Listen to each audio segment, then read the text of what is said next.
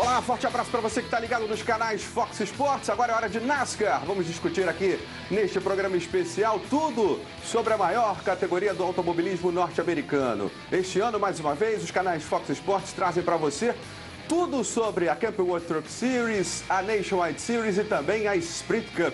Temporada na Sprint Cup já começou. Final de semana houve a prova da Sprint Cup Unlimited. E neste final de semana, um final de semana cheio em Daytona. E você vai acompanhar tudo com a gente aqui nos canais Fox Sports. Vamos discutir os pilotos, quem são os favoritos, aonde cada um deles pode chegar, as mudanças no regulamento, como fica esse primeiro final de semana. E para esse programa especial estão comigo aqui nos estúdios do Fox Sports o Rodrigo Matar e o Sérgio Lago. Rodrigo, sua expectativa para essa temporada que se inicia em Daytona em grande estilo? É a melhor possível. É sem dúvida um ano onde a grande pergunta é quem vai bater Jimmie Johnson e também se ele poderá igualar o recorde de títulos de Richard Petty e Dale Earnhardt Jr. A resposta a gente só vai ter, lógico, na última prova do campeonato, mas que vai ficar uma expectativa boa, ainda mais com esse chase com 16 pilotos, com certeza vai. Mudanças no regulamento, mudanças no campeonato, muita coisa para se discutir, hein, Sérgio Lago?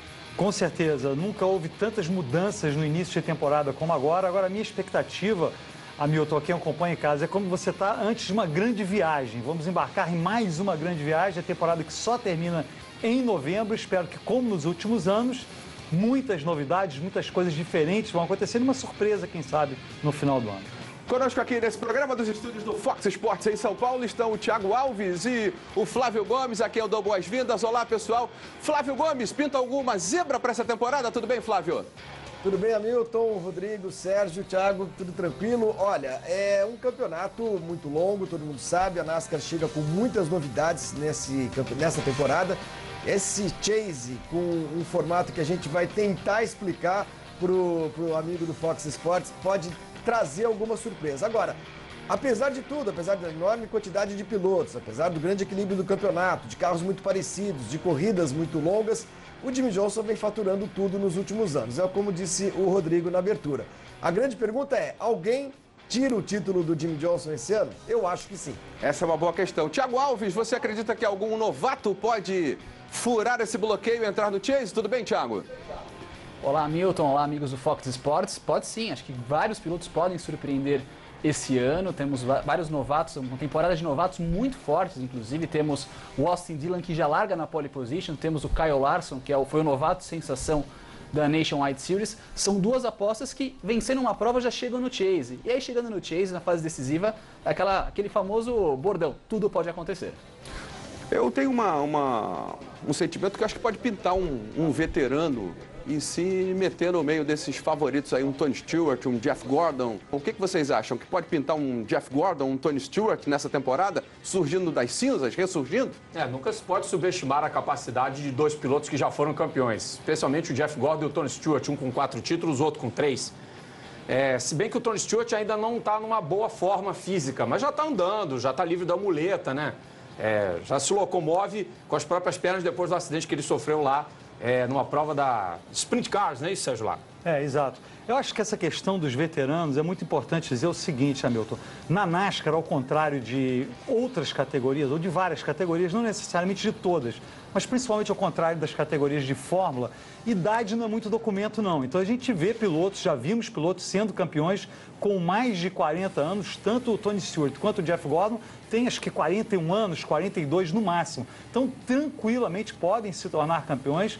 Eu acho que vários pilotos têm condições de se tornar campeão. Ô Flávio e Thiago, no último final de semana a gente já teve a Sprint Cup Unlimited. A gente vai ter imagens da prova, uma prova que contou com 18 pilotos. No final, só 8 chegaram ao fim. E tem o Denny Hamlin, né? Que no ano passado teve uma temporada de altos e baixos devido à colisão que ele teve, um problema nas costas, na coluna. Ele ficou afastado de algumas provas, mas mostra que vem com grande força para a temporada, hein? É verdade, o Denny Hamlin vem em franca recuperação, já conseguiu uma vitória em Homestead na última etapa do ano passado e é um piloto que precisa sempre estar motivado. Ele sofreu um grande baque quando perdeu um título para o Jimmie Johnson, teve um ano muito ruim depois e agora com todos os problemas que ele teve em 2013, quem sabe agora com 2014 já totalmente recuperado, plenamente recuperado em forma, ele pode incomodar. A gente falou do Jimmie Johnson, o Jimmie Johnson foi o primeiro a ficar fora da corrida, né? Num tremendo azar. Um tremendo azar do Jimmie Johnson, ele vinha muito bem e acabou sendo tocado e saiu. Foi o primeiro acidente da prova do último final de semana. Olha ele escapando. Eu não diria que foi azar, né? Ele teve um problema ali. A gente viu depois, Hamilton, a gente estava na transmissão, né? Você, eu e o Thiago, e a gente viu que realmente que não houve nenhum toque atrás dele, era o Kevin Harvick quem estava atrás dele, acabou perdendo o controle do carro. Acontece. Então acho que não é questão de azar ou não, é uma questão de Daytona. Isso é Daytona. É Daytona, mas perder o carro sozinho não é comum para o multicampeão, hein, Flávio Gomes? Não, não é comum, não. Começa o ano de uma maneira um pouco esquisita. Aparentemente, realmente não houve nenhum toque, né, Thiago? E o cara deu uma... O Jimmie Johnson deu uma rabiada, uma escapadinha de traseira e bateu. Não é o normal, não é o comum. Mas é como a gente diz, diz até no futebol, né? Perdeu quando podia. Então, eu acho que isso não vai afetar essa longa caminhada do Jimmie Johnson rumo a mais um título. E ele sabe que é o cara que vai ser perseguido por todo mundo nessa temporada, né? É o famoso homem a ser batido. Então, já deu essa pancadinha agora, quem sabe anima os demais, só que pra valer mesmo é a partir desse final de semana. Jimmie Johnson foi lá fora, ele estragou o jardim, né? Já deve estar refeito para essa prova de agora, mas muitos outros carros estragaram o jardim, né? Porque nós tivemos o primeiro Big One da temporada em grande estilo, hein, Thiago? Esse primeiro Big One. É verdade, praticamente metade do grid do Sprint Unlimited foi vítima nesse Big One. Foi um Big One que envolveu vários pilotos e até houve aquele toque, aquela coisa que pode se comentar assim, um toque do casal 20 da NASCAR ali. O Rick Stenhouse Jr. acabou acertando a Danica Patrick, depois a Danica que escapou bem do acidente ali, o carro verde estava controlando bem, quando o Rick Stenhouse depois estava quase tudo encerrado, acabou acertando a Danica. Mas o problema desse Big One é que acabou tirando vários favoritos da prova, assim, vários grandes pilotos como o Jeff Gordon, Tony Stewart. Tinha até apreensão em relação ao Tony Stewart, logo sua primeira prova depois da fratura na perna, sofreu um acidente forte aqui, mas ele saiu bem do carro. O Matt Kenseth, que é um especialista em super speedway, também acabou sendo vítima. E alguns grandes nomes acabaram se acidentando ali e deixou a prova um pouco, talvez sem aquela graça, sem aquele ímpeto no final que todos aguardavam.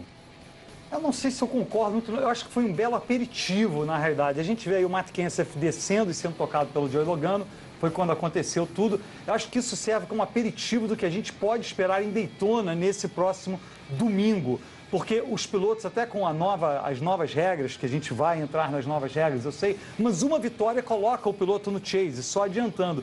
Então, o ímpeto dos pilotos, a vontade de vencer, vai aumentar. Claro, todo piloto entra na pista para vencer, mas na NASCAR a consistência também foi dada sempre muita grande importância à consistência. Agora, com essa nova ênfase, a vitória, a gente vai ver esse tipo de acidente acontecer com certeza no domingo e em outras provas da temporada. Final de semana cheio em Daytona, sexta-feira aqui nos canais Fox Sports. No Fox Sports 2 tem para você 8 da noite os duels da Sprint Cup e na sequência a prova completa da Camping World Truck Series. No sábado, 3h30 da tarde, tem a estreia da Nationwide Series e no domingo, às 15h30, Daytona 500 na Sprint Cup. Essa programação do Fox Sports 2 com cobertura completa da NASCAR nesse final de semana. Rodrigo Matar tinha pedido a palavra. Diga, não, Rodrigo. eu só ia complementar o raciocínio do Sérgio, foi muito bom, diga-se de passagem, dizendo o seguinte, porque com essa obrigatoriedade do piloto vencer para poder assegurar uma vaga no chase, lógico que vai haver o risco de mais acidentes.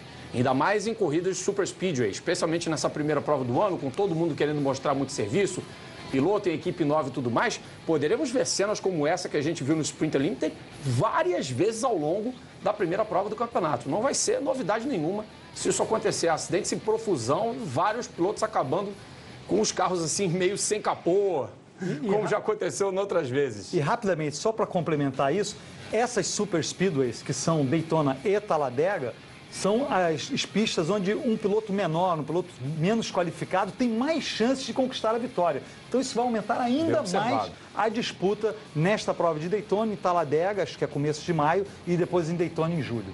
Tiago, Flávio, se a temporada começou com um aperitivo com esse Big One, começou também com um fato inusitado. Eu não tinha visto ainda o que aconteceu em Daytona de o safety car pegar fogo e safety car forçar uma bandeira amarela, que, entre aspas, né? Situação inusitada ocorreu na corrida do final de semana, quando os carros estavam formados, prontos para a relargada. O safety car sumiu, não houve a relargada. Na transmissão nós ficamos perdidos, a verdade é essa. Veja aí na imagem, vai descendo ali para a pista interna o safety car, com um pouquinho de fumaça, fora nem tanto, mas dentro totalmente cheio de fumaça, olha aí. A imagem diferente, inusitada. E pegando fogo na parte traseira do carro, que é mais incomum ainda, né? Tem explicação? É engraçado, claro, para nós é engraçado porque a gente também não estava dentro do carro, né? Respirando fumaça e tudo. Realmente muito incomum o que aconteceu.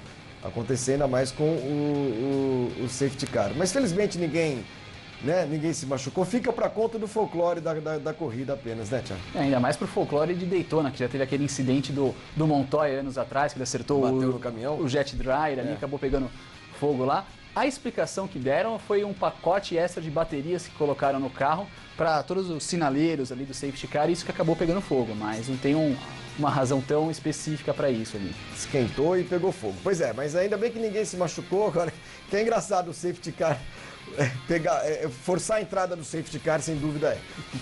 E eles estavam preparados, tinha o safety car backup, né? O safety car reserva foi para a pista. Então essa explicação aí até Estão sempre preparados. nos mostra a situação, né? Porque pegar fogo na parte traseira, na mala, devia de ser essa carga reserva aí, ou a mais de baterias que o Thiago citou, para que pudesse suportar toda a sinalização do carro. Eu acho que um ponto bem legal, bem bacana da corrida também foi a salvada que o Kyle Busch deu, né? O Kyle Busch mostrando realmente que tem o carro na mão, provando mais uma vez que é um grande piloto. A gente tem a salvada do Kyle Busch para mostrar. O Kyle Busch saiu da pista tipo o Jimmie Johnson, como o Jimmie Johnson fez, e aí ele conseguiu dar uma bela salvada, voltando para a pista e continuando na prova, e por pouco não conseguiu a vitória. A gente tem aí a salvada do Kyle Busch, olha só. Como ele vai lá fora, o carro fica de lado, chega a ficar com a parte dianteira do carro arrastando a parte plana da pista e a outra na inclinação de 31 graus, e ele consegue voltar para a pista e salvar o carro. É sempre incrível o que o Kyle Busch faz, e lembrando que acho que tem 2 anos, isso foi no ano passado, o Kyle Busch salvou 2 vezes o carro, uma delas semelhante a essa, e acabou ganhando a Sprint Unlimited. Então, realmente é um piloto excepcional. E a gente vê aí todo esse talento, lembrando, a gente está vendo câmera lenta, bonitinha, em casa, imagem maravilhosa, o carro colorido, ele está a 300 km por hora. Simplesmente ele está a 300 km por hora andando no limite. Car control fora de série, realmente, que ele demonstrou nessa manobra. Sangue frio, principalmente, e muita sorte também, né? Acho que você tem que contar com todos esses fatores para poder se livrar de um acidente, ainda mais uma velocidade elevada como a que o Kyle Busch estava circulando. Vamos falar um pouquinho de sistema de classificação agora, porque o sistema mudou para esse ano, né? Novas regras de classificação para as 3 categorias, exceto nas provas de Daytona e também Eldora, na prova de terra, né? Esse sistema mudou, um novo sistema foi implantado com diferenciação de tamanho de pistas, né? Para pistas acima e abaixo de 1 milha 250, não é isso?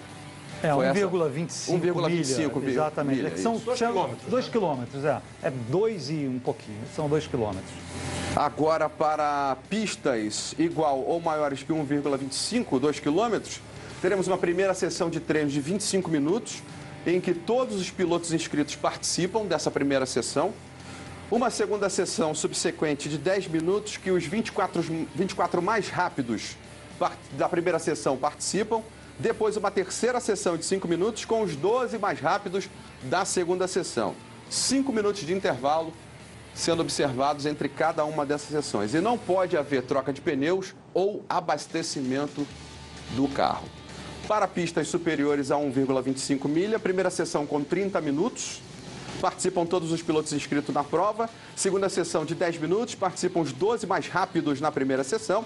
E 10 minutos de intervalo entre cada sessão. Não pode haver troca de pneus ou abastecimento de combustível. Fica mais fácil ou mais difícil? Dificulta? Queria saber a opinião de vocês. Começando com o Flávio Gomes. Olha, eu não vejo grande problema em mexer em sistemas de classificação, ainda mais em campeonatos que tem corridas nas quais a posição de largada, o grid não é tão importante assim, né? Nós estamos falando de NASCAR, de corridas de longa duração, a maior parte delas. Então, a classificação acaba sendo um show também, né? É uma maneira de você transformar aquele negócio em algo atrativo, atraente, divertido, competitivo também. Como é igualmente um campeonato embora a maioria das provas aconteça em ovais, as provas acontecem em ovais curtos, ovais longos, super speed, tem até corrida na terra e tudo mais, é natural até que a gente tenha um sistema de classificação que vá se alternando, vá mudando de pista para pista. Eu gosto desse sistema de eliminação, de você ir tirando, né, os mais rápidos, classificando para a fase seguinte e tudo mais. Então, não acho que isso vai influenciar minimamente no resultado do campeonato. Eu acho apenas que tem de cair no gosto do público, que é para isso que se mexe tanto, às vezes, em termos de classificação. Eu acho que também, Sérgio, a gente dá uma limada naquelas equipes que estão ali para participar só daquela prova, né? Talvez, não necessariamente, porque às vezes a equipe chega também com um bom carro, um bom piloto. Eu concordo 100% com o Flávio nessa questão. É mais para o público, e eu acho importante isso, porque os dias de treinos normalmente não tem tanta atratividade, tanta atração para o público, quanto, por exemplo, categorias que tem aqueles treinos, como a Fórmula 1, por exemplo, mais claro, que a pessoa vai e acompanha o treino. Então é um espetáculo para o público que acompanha o seu piloto, escapou da primeira fase, passou para a segunda, etc. É mais para o showbiz. Mais para diversão. Melhor o business, né, Thiago? Porque você coloca mais gente no autódromo, mais dias, né? Mais gente no circuito. É verdade, você acaba dando uma importância, especialmente para a sexta-feira, que era um dia mais tranquilo, mais sossegado, você acaba dando essa importância realmente para o dia. E também tem toda a parte estratégica da corrida, assim, do treino, principalmente no Super Speedway, que nem na segunda corrida de Daytona em Talladega, as equipes vão poder colocar os seus carros juntas para que no tráfego elas possam fazer a tomada de tempo juntas e aí sim prosseguir e aí sim tentar colocar os seus carros nas primeiras posições. Então tem toda essa parte estratégica também no treino que acaba sendo um grande atrativo para o público e também para quem acompanha em casa. O bom piloto que não tiver num dia legal pode ter possibilidade de recuperação, Matar, com esse sistema de classificação? Sem dúvida alguma, porque o treino de classificação nunca foi uma coisa tão relevante para termos de corrida em qualquer prova da NASCAR. Acredito que o piloto que não tenha um bom desempenho pode sim se recuperar na corrida. E a gente pode ter também alguns resultados surpreendentes, exatamente no que o Thiago disse, com relação a essas pistas onde a troca do vácuo vai ser muito usada nos treinos classificatórios. Além das mudanças com relação à classificação para as provas, também mudanças no sistema de punições, que passa a ser mais rigoroso. As punições têm agora 7 níveis, são classificadas em 7 níveis, 50% a mais em punições por reincidência, classificação dos tipos de infração e punições por comportamento permanecem caso a caso, sendo estudadas caso a caso. Ficou mais duro, mais firme essa situação das punições, Sérgio? Eu acho que não seria nem essa questão. Acho que a principal questão é que ficou claro.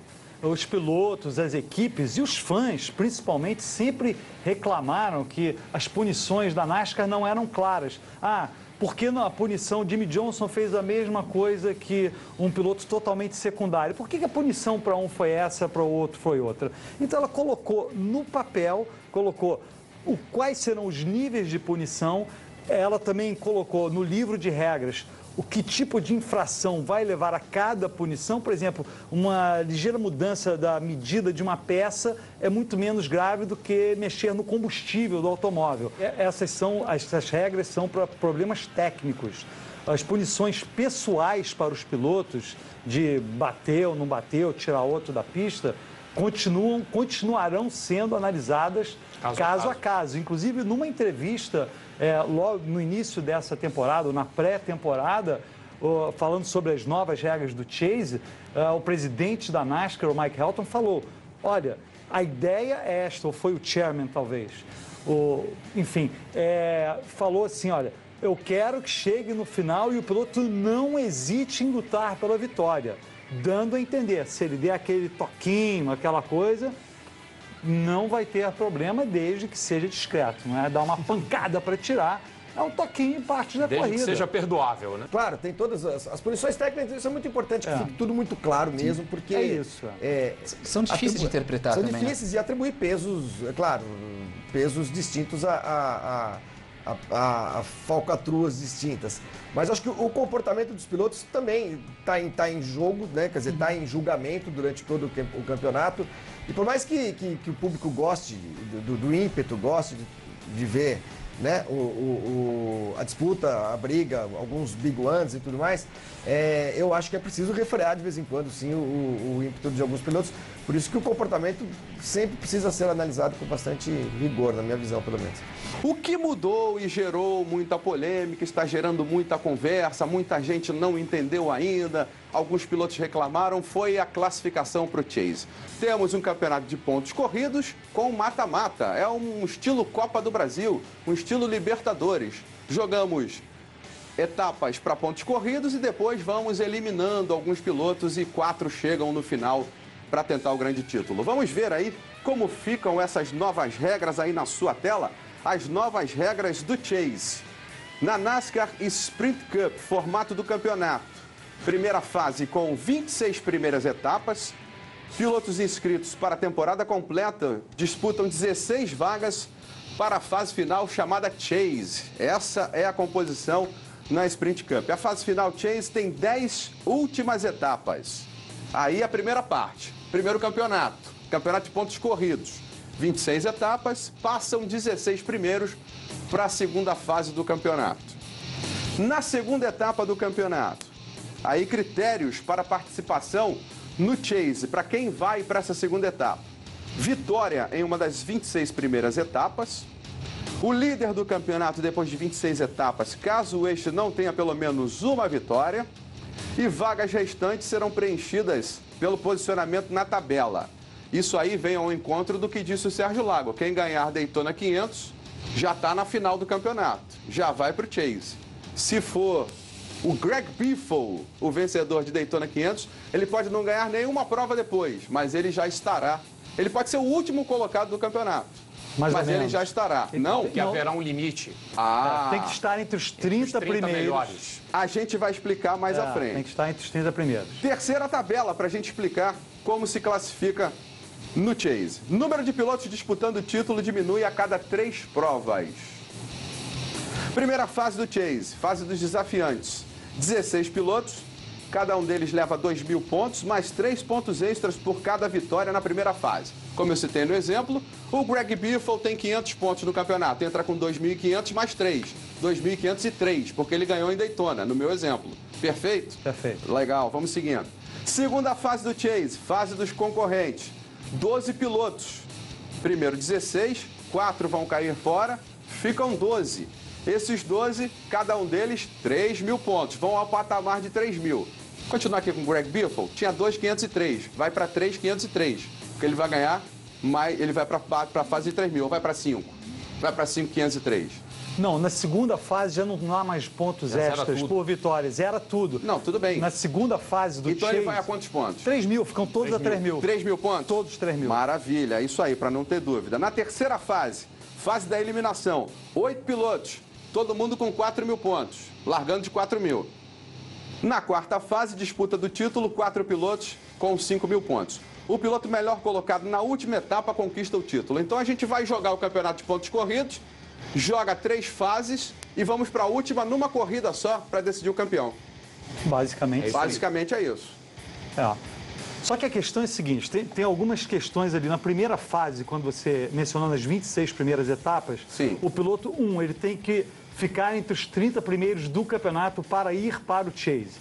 E 2, o piloto tem que pelo menos tentar participar de todas as provas da primeira fase, das 26 primeiras etapas, para entrar no Chase. Ou seja, elimina uma chance. Chegou o Juan Pablo Montoya, que está dizendo agora que talvez participe da prova de Indianápolis em julho da NASCAR. Se ele ganhar, ele não vai para o Chase. Se ele ganhar, ele não vai para o Chase. Porque ele não está disputando o campeonato, ele não vai estar entre os 30 primeiros.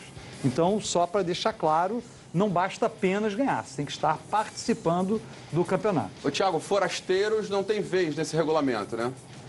É verdade, forasteiros, esses pilotos que participam de 1 a 2 provas apenas, eles realmente não vão participar do Chase. O formato de classificação inicial até achei interessante, de aumentar o número de vagas, de privilegiar realmente as vitórias dos pilotos que acabam vencendo no campeonato. O que eu acho um pouco estranho é realmente essa parte do mata-mata, e essa é a eliminação durante o Chase que eu não consegui digerir até agora. Mas, ao mesmo tempo, a gente percebe hoje um movimento um pouco mundial mesmo, de muitos campeonatos, de várias categorias. A gente vai acabar falando da Fórmula 1 de novo, mas a gente poderia falar também da Stock Car brasileira. Tem muitos campeonatos que estão procurando fórmulas, né, de mexer na pontuação, para evitar o domínio de algum piloto, para evitar que alguém dispare, para evitar que os pilotos se acomodem, não lutem e até por acabe vitórias, prematuramente o campeonato. ou né? acabe o campeonato antes. Quer dizer, no caso desse formato, o campeonato acaba na última corrida, não tem como acabar antes, né? E vamos ver como é que o público vai lidar com isso, como é que os fãs vão lidar com isso. Na Fórmula 1, só para lembrar, a Fórmula 1, a última corrida de 2014 vai ter pontuação dobrada. Tem muita gente que torce o nariz para isso. Eu acho meio esquisito também. Mas vamos ver como é que a experiência vai funcionar. Mas a gente tem que levar em consideração que, em matéria de experiências, essa não é a primeira e não vai ser a última experiência da NASCAR com relação à decisão do campeonato. Acho que já é a quarta mudança, me corrija se eu estiver errado. Não, estrutural é a Estrutural segunda, não, porque as outras foram cosméticas, em vez de 10, 12 pilotos. Essa talvez seja assim, estruturalmente a segunda grande mudança da história do Chase. Então a NASCAR está arriscando, jogando um jogo que ela pode não agradar ao público, mas ela está tentando. Eu acho que você pode tentar, e se ela tem esse campo, se ela pode explorar essa possibilidade, que ela explore agora para depois poder acertar, aparar as arestas para a próxima temporada. Ver o que aconteceu de errado no primeiro ano para acertar no segundo. E cabe lembrar que o Chase, quando foi criado, foi para justamente evitar que pilotos vencessem o campeonato sem chegar ao fim, ganhando uma prova, pelo menos. O Matt Kenseth, quando ganhou o campeonato em 2003, venceu em Las Vegas. O Richmond, o Rockingham, não sei. Era a terceira ou quarta prova do campeonato e depois foi só na regularidade, foi campeão, com uma prova de antecedência. Quer dizer, as coisas mudaram muito. Os campeonatos passaram a ser decididos na última prova. Agora vamos ver como é que vai funcionar essa questão do Chase. É um pouco confuso?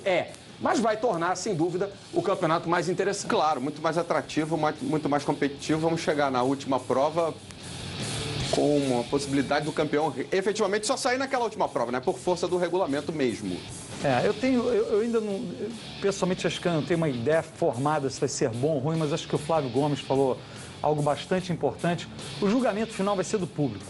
Não vai ser da gente aqui agora ou do piloto, vai ser do público. Se aumentar o público, se o público se interessar, se o público gostar, vai ser um sucesso. Se o público não gostar, vai ser um fracasso. Porque como todo esporte hoje, e eu não estou falando de NASCAR não, estou falando de Fórmula 1, futebol, basquete, hipismo, Jogos Olímpicos, de inverno, de verão, o que conta é o público na televisão, quantas pessoas vão assistir a televisão, quantas pessoas vão no local assistir. Se fracassou, fracassou, se foi um sucesso, foi um sucesso. Mas pelo que a gente vê nos circuitos, né, sempre cheio em todas as provas, eu acho que a garantia de sucesso é quase total. Vai ter briga, né? O fã daquele piloto que ficar fora vai reclamar, mas enfim, só um time pode vencer o campeonato. No próprio Chase houve pilotos que foram campeões do Chase, enquanto outros marcaram mais pontos se o campeonato tivesse sido de pontos corridos, ou no caso do Matar foi o 2003, não sei se foi o ano que mas o Ryan Newman não ganhou joga 8 vezes. 8 vezes. O Ryan Newman ganhou 8 vezes, mas quem ganhou um foi campeão. Você olha assim, mas esse é o regulamento. A própria Stock Car brasileira, quando adotou a pontuação da NASCAR em alguns campeonatos nos anos 80, o Zeca Giafone foi campeão sem ter vencido uma única prova. Você está aqui nos canais Fox Sports acompanhando o programa especial da NASCAR nesta sexta-feira, 8 da noite. Tem os duels da Sprint Cup, na sequência, prova ao vivo da Truck Series. Neste sábado, a partir das 3h30 da tarde, você vai acompanhar a Nationwide Series, primeira prova da temporada, tudo em Daytona. E no domingo, neste domingo, você acompanha 3h30 da tarde a Sprint Cup, dando a largada Daytona 500. A gente vai para um rápido intervalo, já já a gente volta com muito mais para você. Fox Sports, torcemos juntos!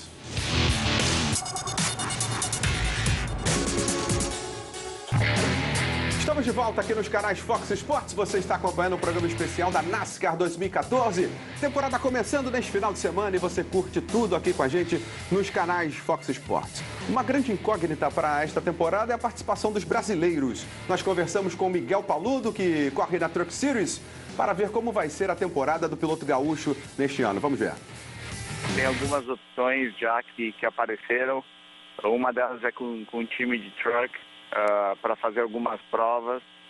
E, infelizmente, para Daytona, teve um piloto, John King, que conseguiu patrocínio e pegou a vaga. O dono do time é o pai de um piloto, o Bob Newberry. E a gente tem uma boa relação, então isso é uma opção. Por outro lado, tem a Turner, eu tenho uma relação ótima também, e nós estamos tentando procurar patrocínio aqui nos Estados Unidos e no Brasil. Kyle Larson vai correr no 42 da Nationwide pela Turner, e ele não pode fazer todas as provas em função do calendário da Cup Series, que tem conflito de algumas provas. Eles estão tentando me colocar no carro. Então, tem algumas frentes, não várias, que podem acontecer, e acho que agora é só ficar trabalhando e aguardar para ver que rumo elas vão tomar. Bom, pelo que ouvimos aí na entrevista que fizemos com o Miguel Paludo, não há possibilidade de ele ter uma temporada regular, né? Vai correr algumas provas. Não, isso já é 100%. Ele vai correr apenas algumas provas e o maior problema é o patrocínio. Acho que é o do Nelson também. Ele vai falar sobre isso.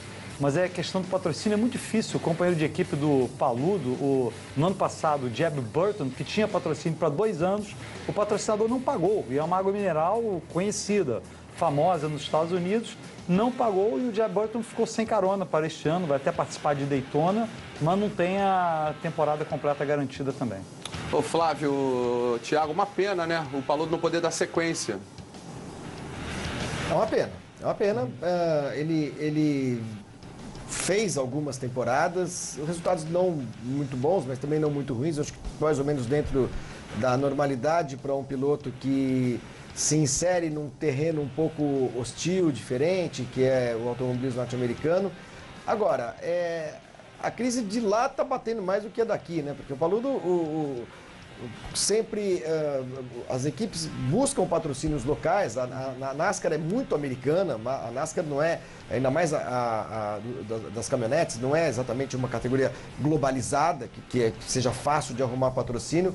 É uma pena porque não vou dizer que é uma porta que se fecha para pilotos brasileiros, mas é uma porta que o Paludo e o Nelsinho estavam ali forçando, abrindo, empurrando, e agora alguém está forçando do lado de lá, de volta, né? Então é uma pena porque é um mercado importante para pilotos brasileiros, ainda mais hoje que a gente não tem fórmula no Brasil, a gente não tem monoposto no Brasil, né? O Brasil hoje é um país de campeonatos de carros, supercarros, né? Os carros da Stock Car, que são remotamente parecidos com os carros da NASCAR, mas enfim, são carros que a gente costuma usar a expressão de turismo, né? Mas bem entre aspas, porque muitos deles não são carros de verdade, são protótipos de corrida. Mas com isso, né, quer dizer, com esse crescimento de algumas categorias aqui no Brasil, o eixo do caminho para ir para fora acabou saindo da Europa e indo para os Estados Unidos. E infelizmente o Paludo não está conseguindo viabilizar a temporada inteira. E tudo por conta de questão financeira, não é? A gente conversou com ele em várias provas, né, Thiago? E ele vive esse sonho, né? Ele vive esse sonho de deixar isso fugir à mão dele. É verdade, ainda mais no ano passado que ele fez uma temporada muito boa, ele realmente ali, por muito pouco, por alguns detalhes na parte final, não conseguiu ficar entre os 5 primeiros do campeonato, que seria uma classificação fabulosa para ele. E realmente essa questão do patrocínio acabou pegando, ele estava bem comprometido mesmo com esse sonho americano de levar a família para lá, de construir uma vida nos Estados Unidos. E vamos ver se fazendo algumas provas aí ele consiga fazer um bom resultado, até quem sabe se garantir para o ano que vem. Mas os problemas financeiros na Turner, que é a equipe dele, acabaram pegando forte, não só para ele como para o Jeb Burton, que foi um dos favoritos até, seria um dos favoritos ao título da Truck Series esse ano. Matar aproveitar essas provas que ele vai ter e tentar fazer daí surgir alguma outra coisa. Às vezes a porta está se fechando, mas pode abrir uma outra, né? Nesse caso, para o Miguel, infelizmente, a solução vai ter que ser dar 2 passos para trás para dar mais um outro à frente no futuro. Acredito que seja, sendo a única saída, o que ele pode fazer? É tentar lutar, fazer o que ele puder, tentar cooptar patrocínios. É um ano muito complicado para todo mundo, especialmente trazer investimento brasileiro o esporte motor não vai ser fácil, o ano de Copa do Mundo é muito complicado, as empresas se retraem para outros esportes que não o futebol. Então aí a missão do Miguel realmente está bem complicada. Outro brasileiro na categoria, na NASCAR, Nelsinho Piquet, correu na Nationwide Series. E o Felipe Mota visitou o Nelsinho e conversou com o piloto brasileiro. Vamos ver. Estamos ao lado de um personagem que nos últimos anos viveu a realidade da NASCAR e de Daytona, mas que infelizmente em 2014 também tem novos planos e nós vamos conhecer um pouquinho sobre o que 2014 reserva para Nelsinho Piquet. Antes de mais nada, Nelsinho, é um prazer tê-lo aqui no Fox Sports. Não vai competir em Daytona esse ano, por quê? Não consegui a verba inteira do campeonato, eu não quis também... eu queria poder fazer o campeonato se fosse com a melhor equipe, entendeu? E a gente não tinha conseguido a situação certa de conseguir fazer a temporada com a equipe ideal. Então eu decidi esperar um pouco, dar um passo para trás, dar uma respirada e poder realmente fazer algumas provas esse ano numa das equipes que não correm o mesmo piloto o ano inteiro e poder fazer algumas corridas. Se vai ser na Junior, se vai ser na Gibbs, na Penske, a gente ainda não sabe, mas eu quero fazer num carro realmente competitivo, diferente do que eu fiz ano passado, uma chance para ganhar. Você sempre disse quando foi a NASCAR que queria ser o primeiro brasileiro a prosperar, vencer por lá. Esse sonho acabou ou só adiado? Não, só adiado um pouquinho. Eu acho que ainda quero uma corrida de Sprint Cup. Estou esperando o momento certo para conseguir uma equipe boa para andar nas mistas. Eu acho que nos próximos 10, 15 anos, com certeza eu vou estar sempre participando, no mínimo, nas pistas mistas da NASCAR. Então eu quero continuar ainda vencendo corridas na Nationwide, na Truck, na Sprint Cup. Eu acho que se eu fosse realmente para vencer um título, acho que eu voltaria para a Truck e tentaria ganhar um título lá. Porque é um pouco mais... O nível não seria igual ao Sprint Cup, que você está brigando com os melhores da NASCAR. O calendário permite, muito mais viável e até mesmo para patrocinadores é muito mais viável você fazer o campeonato da Truck do que da Sprint Cup. Você no começo da entrevista falou os planos, agora se despedindo até do amigo ligado no Fox Sports, que aprendeu te assistir na NASCAR aqui. Até quando você acha que bate o martelo do ano? Fecha o seu planejamento. Olha, todo ano você acha que você vai fechar mais cedo e mais cedo acaba adiando, né? Eu acho que esse ano me dá mais uma semana, 10 dias, a gente vai ter um calendário bem montado. Eu diria 2 semanas no máximo. Com certeza, anúncio de algumas coisas vão sair logo, mas calendário fechado acho que vai demorar umas 2 semanas ainda. Muito bem, aí o Nelsinho Piquet dando as explicações, falando sobre o que ele pretende na temporada. Em 2 semanas anuncia um calendário, mas me parece um calendário com algumas provas nos circuitos mistos, falou em voltar para a Truck Series. Para mim, ele repensa a carreira. Eu acho que o Matar falou muito bem do Miguel Paludo, né? Dar 2 passos atrás para dar um passo à frente. Acho que o Nelsinho também está segurando. Ele vai participar de outras categorias, né? Do Rallycross, vai participar agora da primeira prova da Stock Car. Então, em dupla, né? Trabalhando em dupla. Então, eu acho que ele está... E basicamente volta a questão do patrocínio.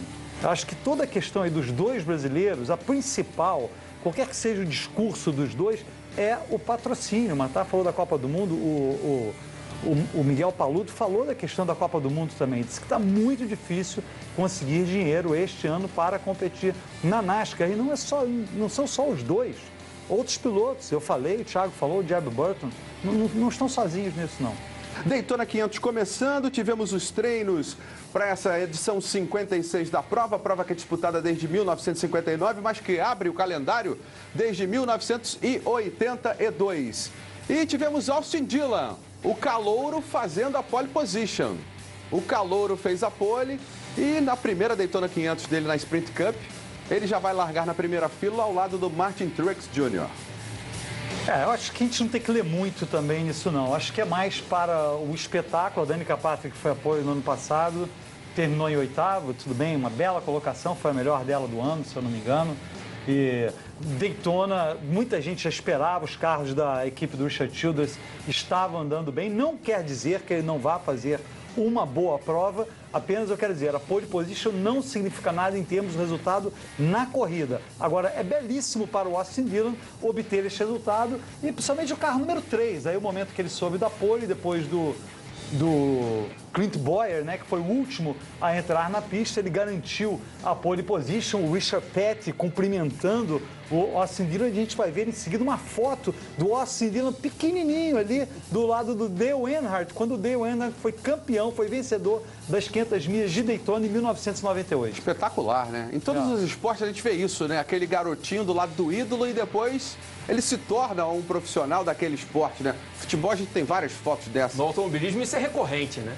E essa imagem do Austin Dillon com o Dale Earnhardt é enigmática, até porque é a volta de um número com o qual o Intimidator, infelizmente, faleceu, né? Na sua última aparição nas 500 milhas de Daytona, em 18 de fevereiro de 2001. Então, 13 anos praticamente depois disso, a gente vê o número 3 de volta. Lógico, é uma mídia imensa que isso vai trazer para essa 500 milhas de Daytona, o feito do Austin Dillon com o número 3 estampado no seu carro na pole position. Flávio, Thiago, ficou de bom tamanho essa primeira fila aí com Austin Dillon e Martin Truex Jr.? Não poderia ficar melhor justamente pela questão simbólica do número 3. Para quem não se lembra, um número do Dale Earnhardt que estava afastado das pistas, o número estava afastado das pistas. É muito significativo, é muito bonito isso, é muito legal. A foto é maravilhosa, né? Do Austin Dillon, menininho. Por esse motivo, sim, acho que ficou de ótimo tamanho. Como a gente já falou, fazer a pole position numa prova de 500 milhas não significa muita coisa em termos de resultado final. Significa que o cara está com um carro bom, óbvio, né? Mas não significa que ele vai ganhar a corrida porque está largando na pole. É uma corrida muito longa e que acontece de tudo. O campeonato tem primeiras 26 etapas, com pistas fantásticas, pistas que trazem grande emoção, super speedways com os seus big ones sempre acontecendo. E para essa temporada não vai ser diferente, né, Sérgio Lara? Como sempre, eu acho que é importante a gente frisar aqui a diferença dos tipos de pista da NASCAR. A gente sempre bate nessa tecla, mas eu acho importante voltar a falar. É oval, carros andando para a esquerda. Não é bem assim. A gente já viu os acidentes no Sprint Unlimited, são pistas de 2,5 milhas, como as de Daytona e Talladega, que são super speedways. Por exemplo, a pista de Indianápolis tem a mesma extensão, é uma pista de características completamente diferentes, os carros andam mais afastados, pouco, na mesma extensão é um triângulo, na realidade Talladega é um pouquinho maior, mas é por ali. Temos pistas de 800 metros, como Martinsville e tá aí Martinsville, inclusive, Martinsville e Bristol. Bristol é quase que um ovo, super inclinada, rechonchudinha. Martinsville é chamada clipe de papel. Temos pistas de 1 milha, temos pistas de 1,5 milhas com inclinações diferentes, características completamente diferentes. O piloto da NASCAR não é um piloto apenas virando para o lado esquerdo. Eu costumo dizer que oval não é uma ciência exata, exatamente por todas essas nuances que as pistas da NASCAR possuem. Pouco no, por exemplo, o piloto troca de marcha para fazer uma determinada curva. Então você vê que não é fácil guiar numa pista. Tem sempre aquela coisa que o leigo diz, é muito fácil porque você só vira para a esquerda. Absolutamente ao contrário. Como a gente está comentando aqui, nada menos exato do que dizer que se resume apenas a isso, a tão somente virar para a esquerda. E temos os mistos também, que são só 2, mas também trazem um atrativo muito grande para a temporada, onde os outsiders podem obter bons resultados, no caso das pistas de Watkins Glen e Sonoma, que são muito técnicas, inclusive.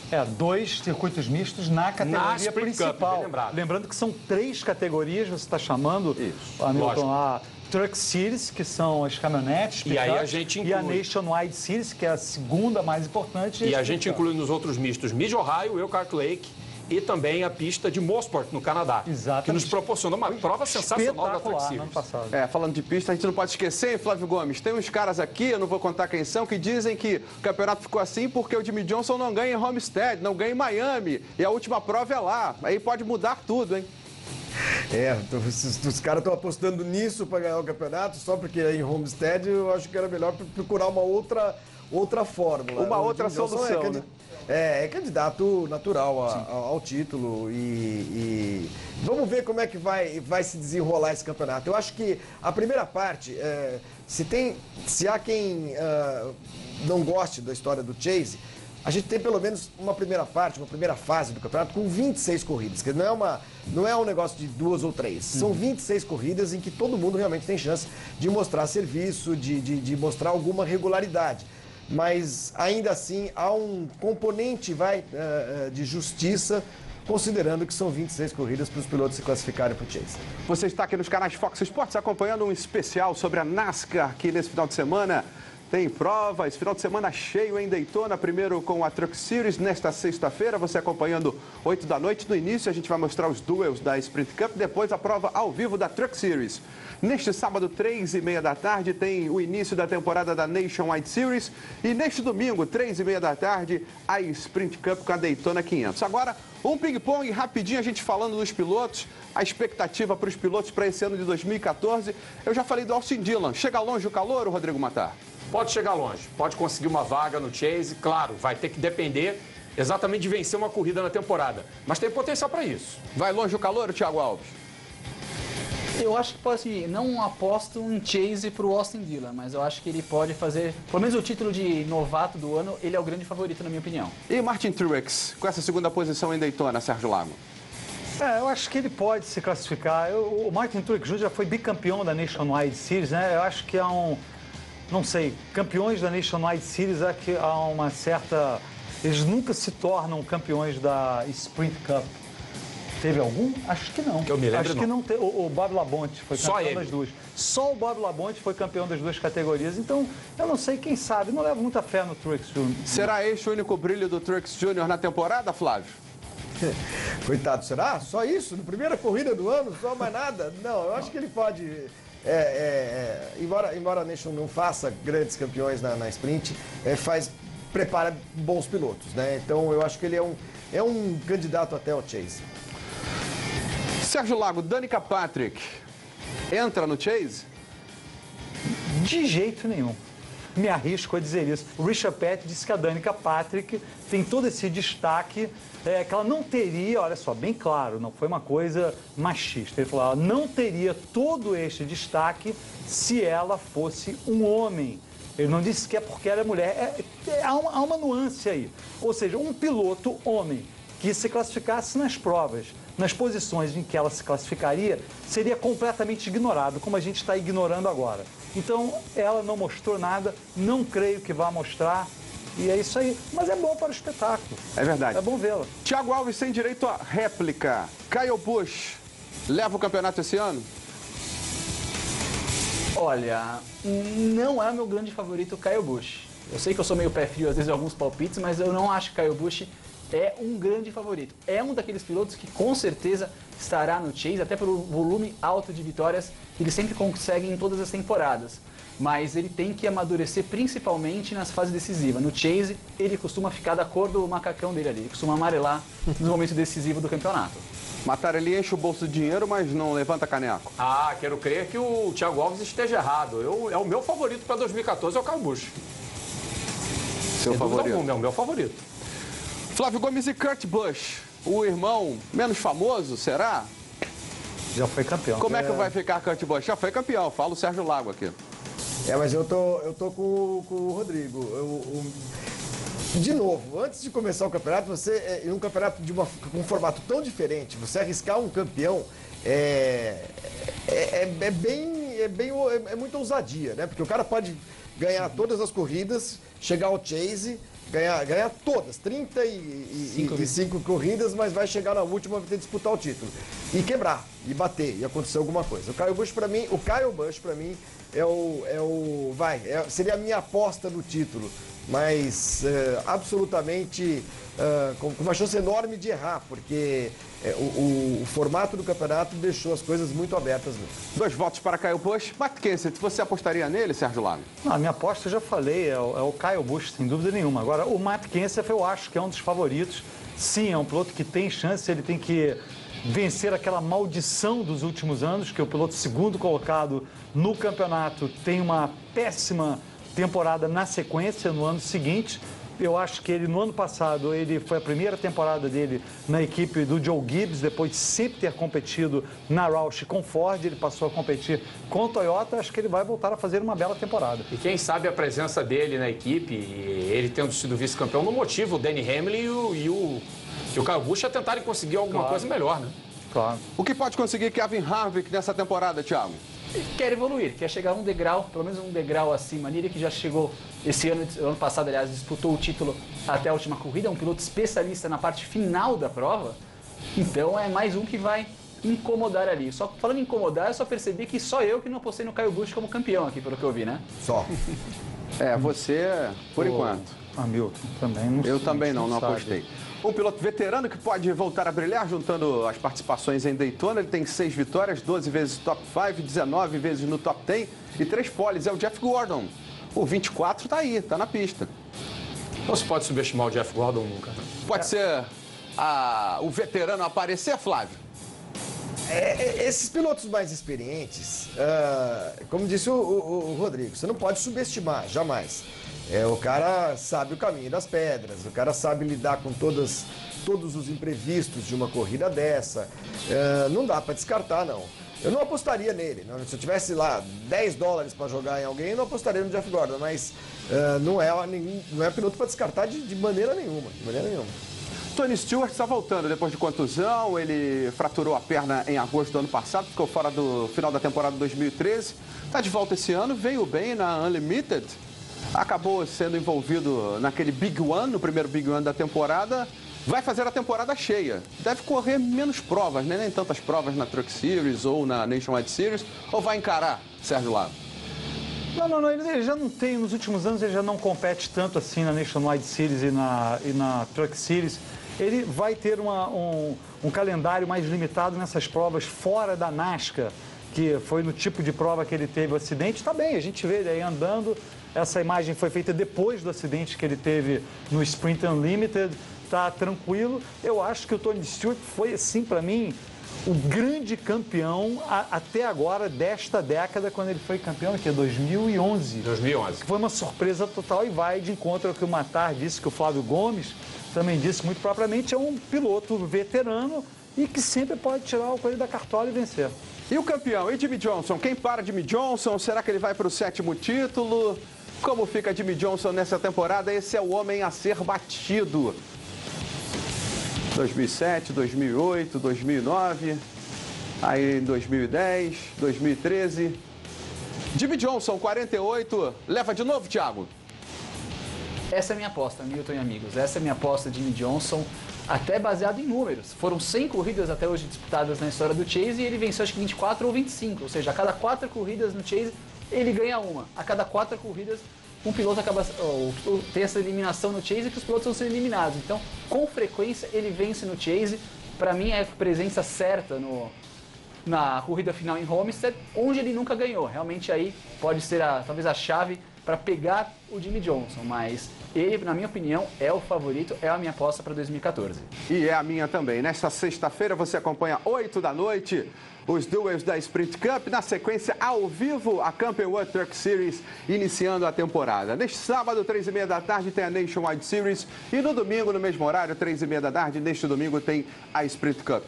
Obrigado, Rodrigo Matar, Sérgio Lago. Dupla, um abraço, Thiago, um abraço, Flávio. Tchau. Tchau, abraço. Valeu. Termina aqui esse programa especial sobre a NASCAR 2014. Forte abraço, Fox Sports. Torcemos juntos.